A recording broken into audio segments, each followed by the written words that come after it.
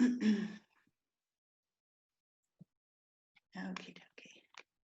Here we go. Thank you very much. Good afternoon. I'm delighted to be here, and I'm delighted that you're so interested in the life of the Countess Matilda that George Reynolds asked me to return to give more details about her life. As I said at the beginning of this two-part series, I do enjoy talking about the Countess, and I thank you for sharing your lunch hour in my and Matilda's company. Please pledge whatever you can to a charity that I know Matilda would have supported. This is the last slide from part one, showing Matilda's tomb in the Basilica of St. Peter's in Rome.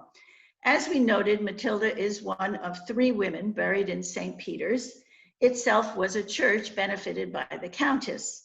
What we did not say, and what the church did not do, was make Matilda a saint. That is the traditional way that the church recognizes lay women. The reason why is probably those scandals in the life of the Countess that we referred to in the question and answer period at the end of my lecture, and what I was invited to talk about today. For background, I show you the family trees of the Countess, provided by the monk Donatone in his biography of Matilda, written at the end of her life, that is today in the Vatican libraries. The monk described Matilda, probably at her request, as the last heir of a line of rich feudal princes that began at Canossa and was founded by her great-grandfather, shown here with his wife and 3 sons. Matilda's grandfather, shown here, is pictured with his wife and 3 sons. And this is her father at the center of the screen. These portraits track what you already know. That is, in noble families, continuing in some way to the present day, the family's property and title goes to the eldest son to preserve the integrity of the feud. The second son becomes a high-level cleric, and the third son is the spare. No daughters are represented in either family tree, not because they did not exist, but because they did not pertain to this feudal hierarchy, except as the mothers of sons. Daughters seem to have been transacted to secure alliances for wealth or status when they married into another noble family. What daughters did not do, contrary to the position of the Countess, was to inherit feuds from their great-grandfathers, their grandfathers, or their fathers. Matilda's father, Bonifacio, inherited the marks of Mantua and Ferrara, the counts of Reggio and Modena, essentially the area north of the Apennines, which is circled in blue. Bonifacio doubled Canossan territory when he received the duchies of Tuscany, Spoleto, and Camerino, that is the areas south of the Apennines, from Conrad II, who was king of Germany. He granted these feuds to Bonifacio as a reward for his help in subduing Parma and Burgundy, the areas outside Canossan territory, in green. Donatone wrote that as a soldier, Bonifacio could be quite cruel. In one story, he punished a town for stealing some horses by pulling out the ears and the noses of every man in the town, filling 3 shields with cartilage. In 1037, Conrad further rewarded Bonifacio by giving him his niece, Beatrice, in marriage, thereby allying the rough Lombard soldier to the imperial family and securing the tie between Germany and northern Italy. Beatrice's family was amongst the most noble in Europe. Her father, Frederick, Duke of Upper Lorraine, was a direct descendant of Charlemagne. Her mother was the sister of the Empress Giselle, the wife of Conrad II. When Beatrice was a child, her father died in battle against the empire. Conrad brought his wife's niece to live with them in the royal palace in Germany, together with her cousin, the future King Henry III, who, if you recall from part 1, developed a murderous envy of her husband Bonifacio's wealth. At the time of their marriage, Beatrice was about 20 years old and Bonifacio was about 50. Beatrice had no right to inherit the Duchy of Upper Lorraine at her father's death. The German king Conrad II united the Duchy of Upper Lorraine with that of Lower Lorraine in the person of Beatrice's uncle, her father's brother. Beatrice retained a simple dowry of properties in Mouzay and Stoney and a few other places, which Matilda donated to the Bishop of Verdun in a document dated 1107. After their marriage, Beatrice bore Bonifacio a healthy male heir named Frederick and two daughters, the youngest being Matilda, in 1046. Which brings us back to a slide which was about halfway through part 1. As you may recall, the event that changed Matilda's life and in a sense decided its direction was the assassination on May 6, 1052, of her father Bonifacio, and the death within a year of her two siblings, including her older brother, Frederick, who was Bonifacio's only heir.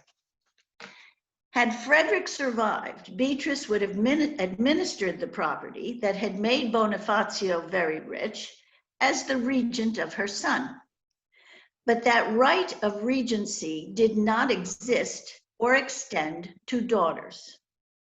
Just as Beatrice had no right to inherit the Duchy of Upper Lorraine, here you see Upper Lorraine here, Matilda had no right to inherit the duchies of Tuscany and the Marks of Mantua, those feudal duchies that her father had at his death. What remained to the two countesses were the Canossa and Apennine castles represented by that blue dot, and other scattered properties personally owned by the two women, which a colleague of mine hastened to remind me about after my last lecture. As we said in part 1, Beatrice turned for help to the only other power in Europe, in the person of her uncle, then Pope Leo IX, who, like Beatrice, was from Upper Lorraine, that area circled in yellow. We then skipped 20 years to arrive at 1073 with the elevation of Hildebrand as Pope Gregory VII. What I omitted was also omitted by Donatone in his Life of the Countess, because it clearly eliminates Matilda's claims to Bonifacio's properties, and it colors her in a not very sympathetic light. Nonetheless, this is what happened. In 1054, Pope Leo IX arranged for Beatrice to marry her first cousin, Godfrey the Bearded, and betrothed the 8-year-old Matilda to Godfrey's son by his first wife, also named Godfrey and called the Hunchback. It was Godfrey the Bearded's father who assumed the Duchy of Upper Lorraine after the death of Beatrice's father. The Pope believed these two men would defend Beatrice and Matilda and the church's interests in Italy. What made the union provocative was not only the issue of consanguinity, which was clearly prohibited by church law, but also the enmity of Godfrey the Bearded towards the same German king, Henry III, who Matilda blamed for her father's death. Henry III had deprived Godfrey of his inheritance to the Duchy of Lorraine. Godfrey lost the resulting war after 2 years, leaving him with nothing, until his uncle, Pope Leo IX, arranged his marriage to Beatrice and his son's marriage to Matilda.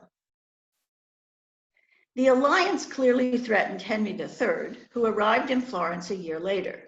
The king took Bonifacio's properties and wealth into his treasury and exiled Beatrice and the 8-year-old Matilda to Germany, convicting Beatrice of marrying without his permission in violation of feudal law.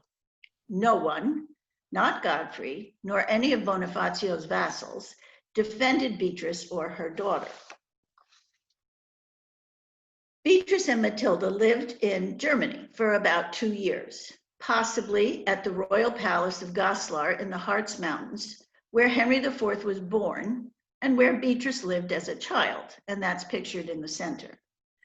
Fortune favored Godfrey and changed the lives of Beatrice and Matilda when Henry III died unexpectedly of a fever in October of 1056 at another royal castle in the Harz Mountains, Bodfeld, located along the Kaiserweg hiking path.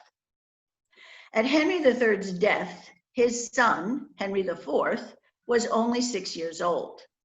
His mother, Empress Agnes, became his regent. A council of German dukes held in Cologne in 1057 recognized Godfrey the Bearded to succeed Bonifacio to the duchies of Mantua and Tuscany.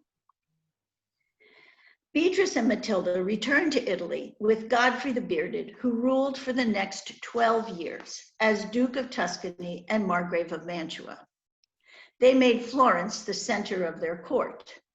Florence also became home to the monks and clerics who supported the reform movement of the Roman Church, including those clerics who had advised their uncle, Pope Leo IX. During Matilda's formative years, Beatrice and Godfrey met with and supported the agendas of the next 3 successive popes, each of whom enacted decrees to eliminate the interference of the German kings and Roman families, and to prohibit clerical marriage, simony, and lay investiture of the bishops who administered the medieval towns. By 1064, in negotiations with the German dukes, Godfrey the Bearded regained the family duchy of Upper Lorraine. And pictured here are some of the churches in Florence when Matilda arrived there in 1057, including the magnificent baptistry, which was restored by Godfrey and Beatrice and reconsecrated in November 1059 in the presence of Beatrice, Godfrey, and Matilda, as well as Hildebrand, the future Pope Gregory VII. In December of 1069, when Matilda was 23 years old, she married Godfrey the Hunchback in the ducal palace of Verdun. At his father's death on Christmas Eve, Godfrey the Hunchback succeeded to his father's titles of Duke of Upper Lorraine, Margrave of Mantua, and Duke of Tuscany.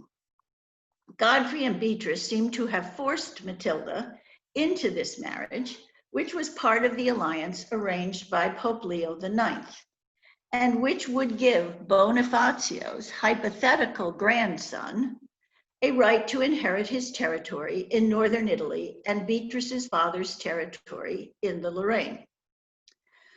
Unfortunately, Godfrey the Hunchback was a close personal friend and loyal soldier of the German king Henry IV. He supported the exact opposite political values from his father, from Beatrice, and from Matilda. Godfrey the Hunchback believed that the German emperor had the absolute right to nominate and invest the men who administered the towns within the Holy Roman Empire, and they were the bishops of the Roman Church. Matilda remained less than 2 years in the Lorraine. During this time, she had a daughter who died at her near birth. In her memory, Matilda likely established this beautiful monastery in Orval in the Ardennes Mountains, about 26 miles from Verdun. The monastery was destroyed in the world wars of the 20th century and completely rebuilt. As part of our lunchtime theme, the monastery is built around a natural spring, from whose waters the brothers produce a nice, light beer. According to legend, Matilda threw her wedding ring into the spring and a trout brought it back in his mouth. And the fish with the ring in his mouth is memorialized on the label of each bottle of beer produced by this monastery. We have now arrived at the first scandal of Matilda's life. After her child's death in the winter of 1071, Matilda went home to her mother. The first document we have, signed by Matilda, records her in Mantua in January of 1072. Matilda never returns to her marriage. She never returns to the Lorraine, even though divorce was not an option because in Matilda's time, marriage lasted until death. Equally unorthodox was Beatrice's support of Matilda's decision. I think Beatrice did so because the feudal norm had not really worked out for her either. Despite fulfilling every feudal societal expectation, Beatrice's father had been murdered, her first husband and her only son had been murdered, her only living child had been forced into a loveless marriage to a man who opposed the very values that the arranged marriage was intended to support. 20 years on, Beatrice and Matilda were in a worse position because now legal and effective control over northern Italy was held by Godfrey the Hunchback, Matilda's now estranged husband and the best friend of the German king. This brings us to the larger scandal. Rather than bemoaning their fate, these two women decided to improve their situation. The second document we have signed by Matilda is dated in southern Tuscany on June 7th, 1072. Beatrice presided with her daughter Matilda as a judge in a land dispute involving the monastery of San Salvatore at Monte Amiata.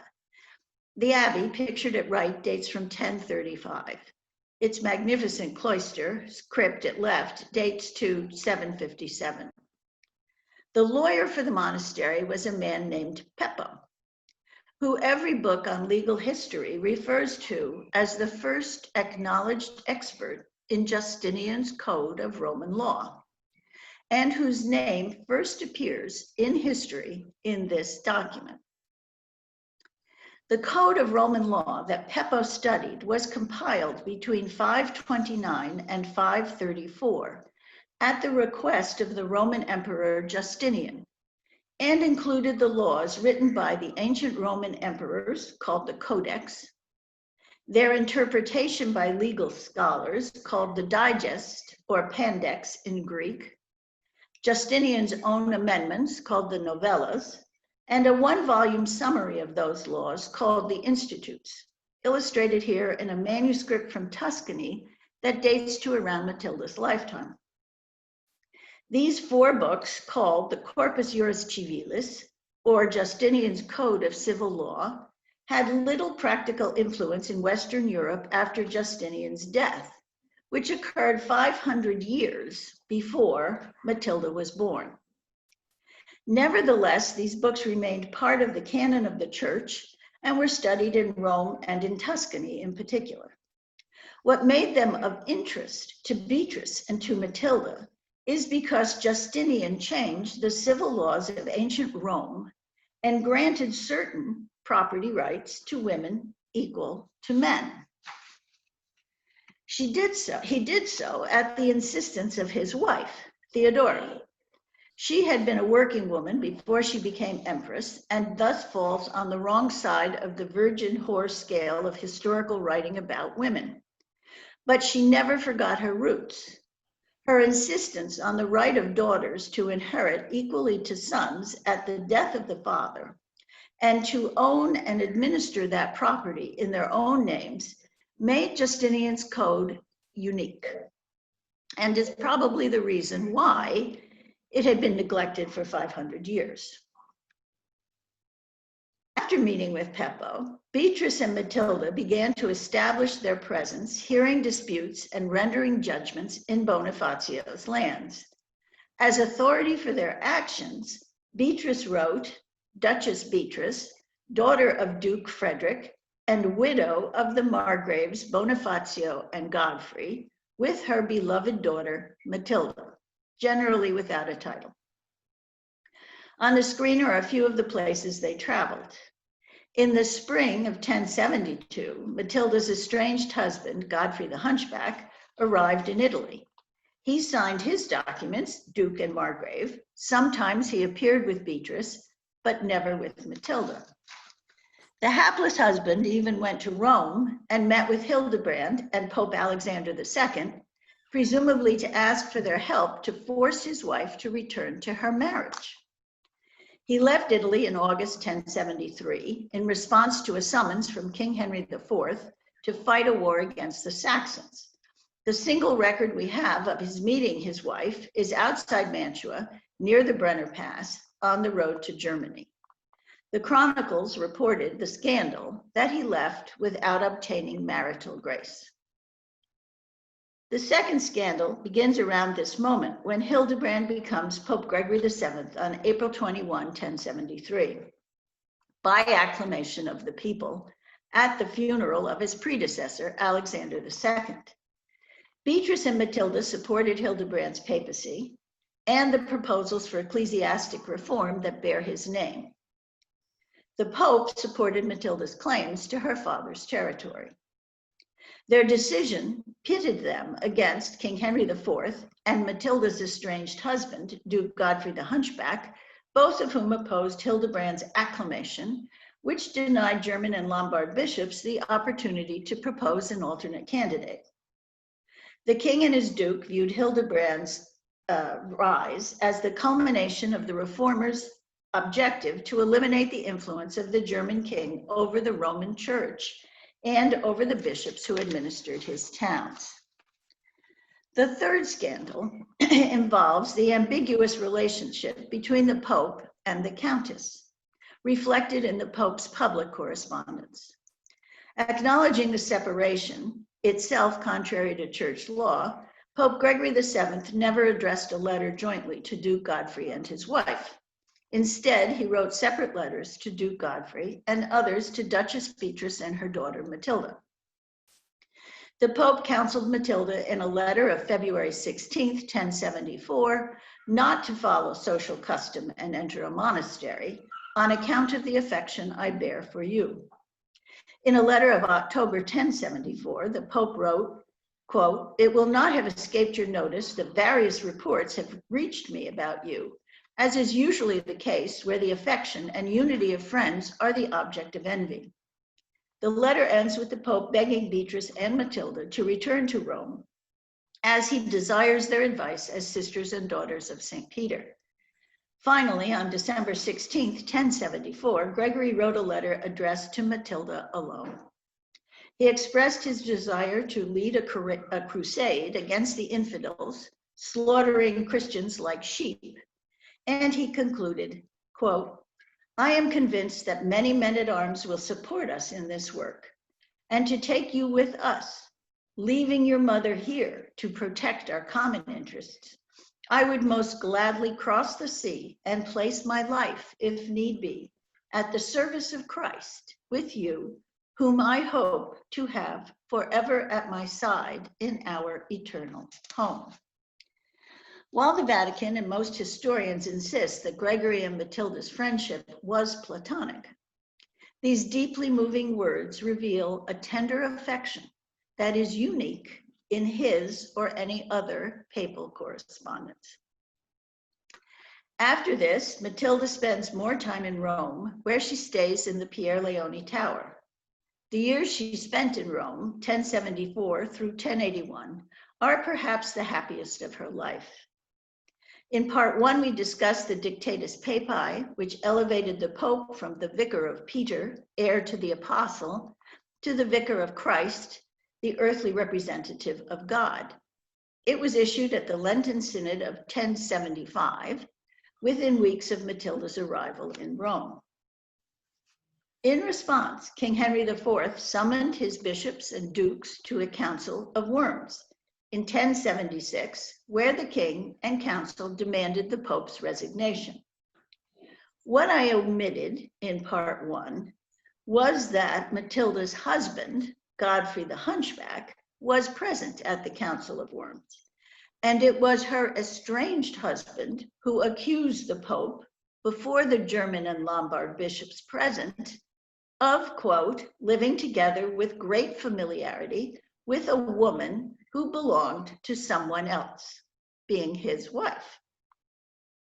A month later, the Pope excommunicated the king, which brings us to the fourth scandal of Matilda's life. A week later, on February 26, 1076, Godfrey the Hunchback was traveling from Worms to his castle at Verdun. On the road, he was murdered with a sword up his anus while he sat on a latrine. He did not die immediately. While he bled to death, Godfrey blamed the church and disinherited his wife, Matilda, and named his nephew, Godfrey of Boulogne, as the sole heir of all his property.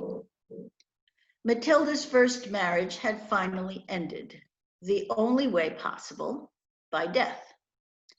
And on the theory that whoever profits from a murder likely committed it, Matilda was blamed for engineering the crime. What cannot be denied is that immediately after the murder, Beatrice put into effect what seems to be a preconceived plan to take control of Bonifazio's lands, irrespective of Henry IV's feudal laws or Matilda's late husband's testamentary instructions. The excommunication of her king, Henry IV, and the death of her son-in-law, Godfrey the Hunchback, who had been Duke of Tuscany, eliminated the two men who personified Salic law in Italy. Bringing us back to the larger scandal, Beatrice, as the widow of the two preceding dukes, moved swiftly to fill the void. In March 1076, at a tribunal held under the authority of Duchess Beatrice in southern Tuscany, the Digest of Justinian was cited for the first time in centuries as the law controlling the ownership of real property. The judge, Nordilus, acting as agent of Beatrice, cited the Roman legal doctrine of restitio in integrum, or return to the original condition, and returned land to a monastery, which held a document of title against the claims of a man who had taken the land by force and had used it as his property for over 40 years. Peppo, the lawyer who Beatrice and Matilda consulted 4 years earlier, appears in this document as legis doctor and a member of the panel of judges. This decision is cited in the first chapter of every legal history textbook as the moment when Justinian's code begins to influence the laws of Europe, including English common law. Although the history you just heard and the name of Beatrice is never mentioned. Less than a month later, on April 18th, 1076, Beatrice dies in Pisa, where she is buried in an ancient Roman sarcophagus, today in the Campo Santo. And as part of the larger scandal, after burying her mother in May 1076, Matilda assumes authority over Bonifazio's lands in a document signed near Mantua. She does so contrary to the testamentary disposition of the Italian feuds by her recently deceased husband, and contrary to the laws of the German king, who, remaining subject to excommunication by Pope Gregory VII, could do nothing about it. These events are also prelude to Henry IV's penance at Matilda's castle of Canossa, when he begs Pope Gregory VII to readmit him to communion with the church and to regain his crown.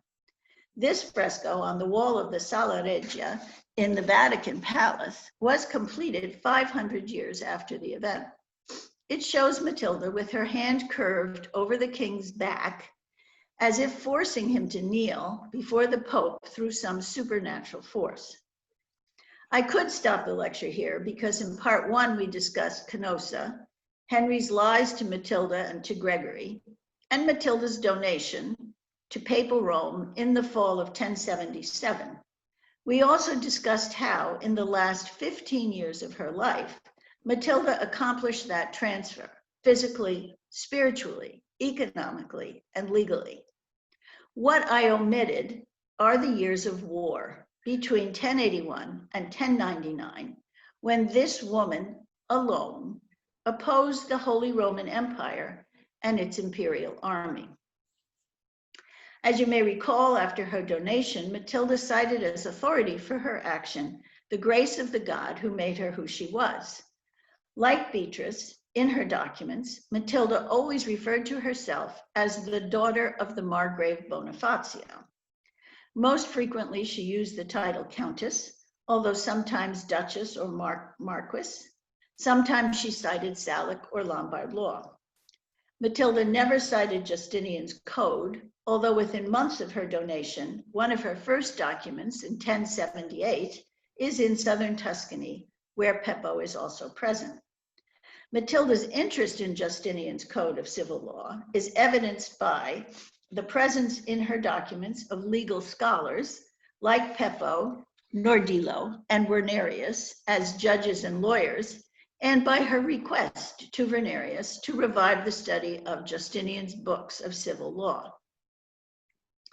When Matilda made the request to Wernerius in 1088, Matilda had been at war with the Salian king Henry IV and the German Empire for 7 years. The war began when Pope Henry VII excommunicated Henry IV at a second time at the Lenten Synod of 1080. In response, the king called a second council of bishops at Bressanone in the South Tyrol. The council deposed the Pope, effective immediately, and elected a German as his successor, who took the name Clement III. When news arrived that Henry had crossed the Alps with his army in March 1081 to execute the council's decision, Matilda left Rome. She went to her great-grandfather's Apennine castle, which would protect her and her allies for the next 15 years. She will never see Pope Gregory VII again. Gregory did not expect Matilda to defend him or herself against the German kings. He expected the Normans, who controlled Italy south of Rome, to defend them both. As Archdeacon, Hildebrand legitimized Norman conquests, including in 1059, Pope Nicholas II feuded the Norman brothers, Duke Robert Guiscard as Duke of Puglia, Richard as Duke of Capua, and Roger as Duke of Sicily. In 1066, the papal banner of Pope Alexander II preceded William into the Battle of Hastings as the Normans conquered England. As Pope, Hildebrand expected the Normans, as the liegemen of St. Peter, to defend him against the Germans. They did not. Instead, Henry IV met no resistance on the road to Rome, where he arrived by May 1081. The only troops Matilda could muster were scattered in an attack on their first day out. With his troops camped outside Rome's walls, Henry IV installed bishops loyal to him in Lucca, Pisa, and Siena in exchange for relief to the citizens from feudal taxes. At Canossa, Matilda melted down gold and silver in her treasury and in that of the monastery within the fortress, crowns, crosses, altar tables, and a large thurible, which amounted to 70 pounds of silver and 9 pounds of gold. She sent it all to Pope Gregory to pay the mercenaries to defend Rome. The clergy of Rome refused to do likewise, despite the Pope's pleas. When Matilda's money ran out in June 1083, the German king entered Rome. Gregory locked himself in the great round citadel called the Castel Sant'Angelo, formerly the Emperor Hadrian's tomb. As this woodcut of 1147 illustrates, on March 24, 1084, the Romans accepted Guibert as Pope Clement III. The following week, on Easter Sunday, Clement III placed the crown of Holy Roman Emperor on Henry IV's head in a mass inside the Basilica of St. Peter's. Then Henry IV and his troops left Rome, allowing the Norman Robert Guiscard to enter the city, released Pope Gregory VII. Then the Norman troops sacked Rome, leaving it a burning hull. Guiscard escorted Pope Gregory VII to his capital at Salerno, where the Pope died in exile a year later in May 1085. Henry IV traveled swiftly north, leaving Italy on July 1st, 1084, escorted to the Brenner Pass by the Lombard bishops and their troops. Before returning to their diocese, the Lombard bishops celebrated their victory. Their troops made camp at Sorbara, where they drank their fill of the sparkling red wine, Lambrusco, for which Sorbara has been famous since ancient Roman times, bringing us to the fifth scandal. On July 2nd, 1084, Matilda attacked the Lombard camp at Sorbara at dawn, in violation of feudal law and custom, which prohibited women from bearing arms. Her high-pitched battle cry, "O St. Peter, help your army," earned Matilda the title God's Virago. Donizzone wrote, "Many of these evil men were killed on the spot or taken captive, including the bishops of Parma and of Reggio, who were found hiding naked in the forest." Bringing us back to the larger scandal. When Matilda took control of her father's territories, she did so not only in violation of feudal law and custom, but also without much popular support among the citizens in these territories. Between 1081 and 1095, the hardest years of Matilda's life, she issued very few documents, an indication that she had lost popular support outside of her Apennine refuges. And as Donizzone reported, people loyal to the emperor attacked the Gregorian partisans, even killing clerics while celebrating mass at their altars. Priests and bishops loyal to papal Rome and the Gregorian reform fled to Canossa from Italy, France, and Germany. Matilda welcomed, fed, and supported all of these clerics on her mountaintops. Ora et labora, they prayed and they worked. Some wrote pamphlets in support of the Gregorian reform against the writers who supported the German king. Others created illuminated biblical manuscripts, like the Gospels of the Countess Matilda of Tuscany, which is today in the Morgan Library in New York. At left is a page from the Gospel of John showing the marriage at Cana. The creation of illuminated manuscripts began under Charlemagne, but production had ceased for 300 years since his death, presumably because there were no patrons for such objects until Matilda. This Psalter, also produced at Canossa, is today in the Biblioteca Comunale Teresiana in Mantua. Illustrated are the opening pages showing the Jewish king David. At left, he wears the halo of a saint and plays the harp, accompanied by 4 musicians. At right, he leads the Jewish people in the transport of the Ark of the Covenant. The year 1088, when Matilda asked Fernarius to teach Justinian's code, was also the year when, at Matilda's insistence, the Gregorian clerics elected Pope Urban II, a French cardinal who Gregory VII had named on his deathbed to succeed him. He was unable to enter Rome because a pope, Clement III, still sat on the St. Peter's throne. What endeared him to Matilda was his complete loyalty to the Gregorian reform. Urban II advised Matilda that she needed more soldiers to win the war. In accord with feudal custom in creating alliance, the Pope arranged for Matilda to marry the son of Duke Guelph IV of Bavaria, who was one of the few German dukes who supported papal Rome. Bringing us to the 6th scandal. In 1088, Matilda married for a second time.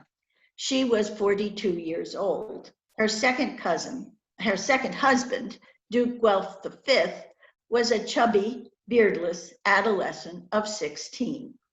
The Dukes Guelph expected the marriage to give them control of Bonifazio's lands, and in the few documents signed by Guelph in 1089 and 1095, he signs as Duke and Matilda as Countess, who by the grace of God is. Many, even Gregorian supporters, ridiculed Matilda, who, with this May-December marriage, defied yet another sexual stereotype. The German king Henry IV, however, did not deprecate the genius of her political coup. The marriage forced him to return to Italy, to terminate Matilda's rebellion, and to retake Bonifazio's lands for the empire. In May 1090, the German king set siege to Mantua, an isthmus surrounded by water on 3 sides, making it both defensible from attack and vulnerable to a siege.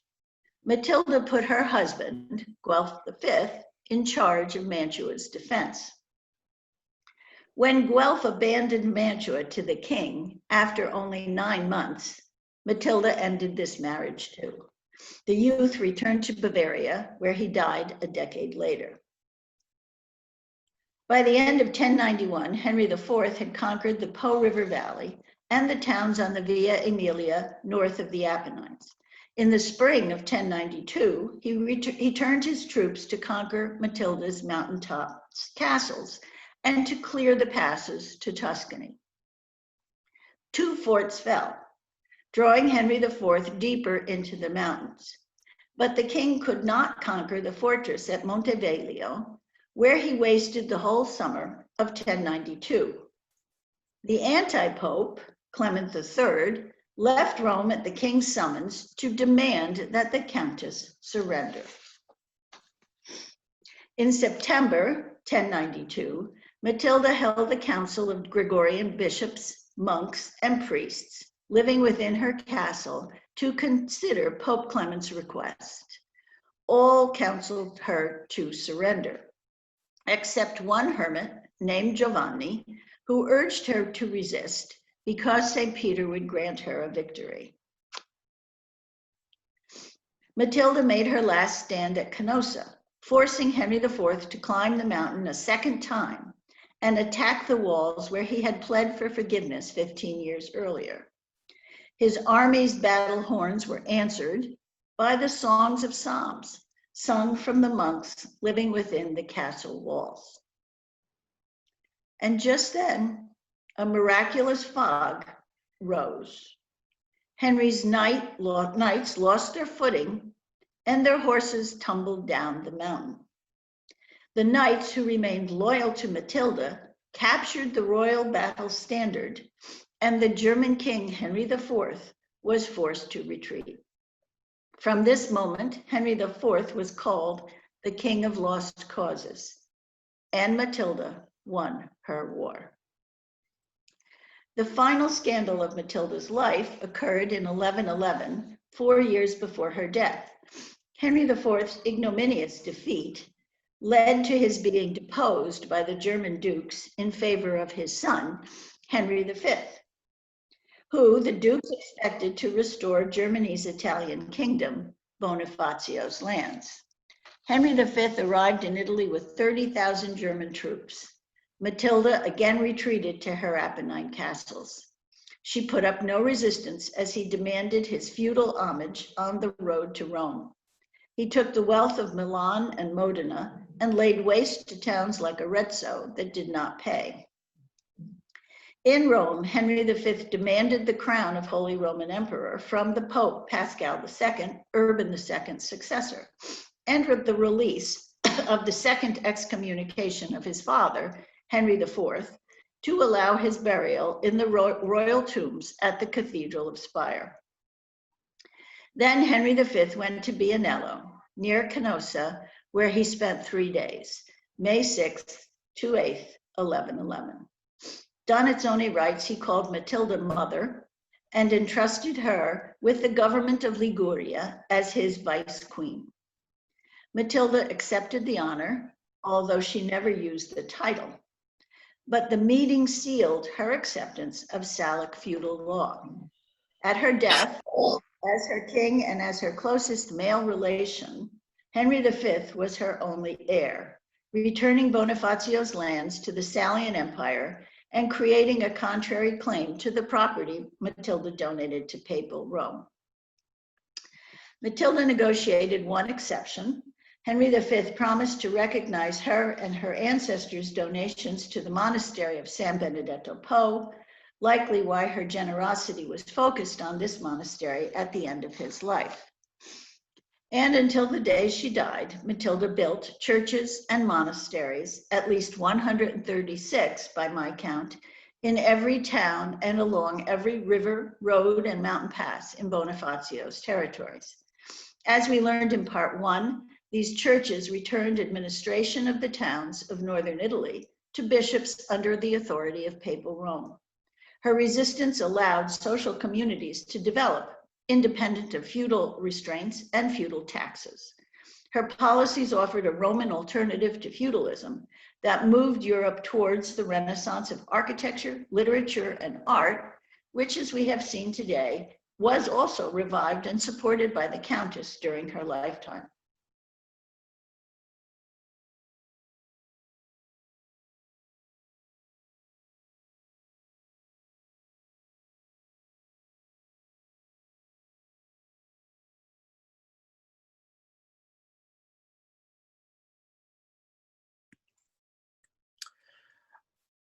Hi everyone. I think we may have just had a technical issue there. I think we've lost. I think we may have lost Michèle. So I think what we're going to do. I'm just going to stop Michèle's slideshow. Hopefully Michèle will be able to join, rejoin us hopefully shortly.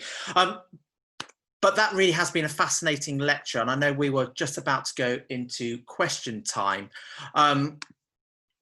But do comment away. Hopefully Michèle will be able to rejoin us shortly. I see there's a few questions that have already come in. Someone did ask the question earlier on about the headdress with the long beads. That's taken from a mosaic in the Basilica in Ravenna, and it's a contemporary illustration of Theodora. It's not a headdress, it's a Byzantine crown. So if you look throughout history, when one of the emperors came to Italy to ask for the Roman Catholic Church's help to defend Constantinople from the Ottomans, there's some really fantastic portraits of the Byzantine crown. But what Theodora's wearing, there's a really interesting it's not a replica, it's a completely different crown. But if you go to Sicily, in Palermo Cathedral in the Treasury, they've got a beautiful crown which belonged to Constance, Queen Constance of Sicily. And that is a inspiration, it takes its inspiration from both Byzantium, from Constantinople, but also from the Arabic world. So do Google that. Michèle hasn't joined us yet, but what you could do is if you just keep commenting away with your questions, what we'll do is we will send Michèle a email, and we'll try and answer those questions as soon as we can. I think what we'll do though is I'm just going to introduce some next year's, sorry, not next year's, next week's lecture, should I say. We're going to be going to Winchester. So we've been in Italy this week. Next week, we're coming back to the UK and we're going to Winchester to look at some of the research that's been taking place at Winchester Cathedral, looking at historical graffiti that's been uncovered there. So do join us again next Thursday for that lecture. Once again, thank you so much for joining these lectures, for sharing them with your friends and for supporting them so well. It's been great to see all of your comments, your questions coming in. Please do though consider making a donation towards our vital work of caring for historic churches across England. As I said, you can donate securely on our website, or you can text CCT to 70331 to give a gift £3, or you can take advantage of our exclusive membership offer that we're currently running. Finally, we've actually just published this week further lecture dates and titles and topics. So if you go onto our Facebook page, if you click on the events tab, you'll be able to see all of our upcoming lectures. Do mark yourself as going, but also do send us messages and comment away with any ideas for lectures that you think would be great topics. But once again, thank you so much for joining us today. And also thank you to Michèle for taking the time to join us for that second lecture. But as I said, we'll try and answer your questions as best as we can, but so do keep them coming, and we'll go to Michèle and we'll respond to you directly on Facebook. But thanks again, everyone. Have a good week, and we look forward to seeing you next week.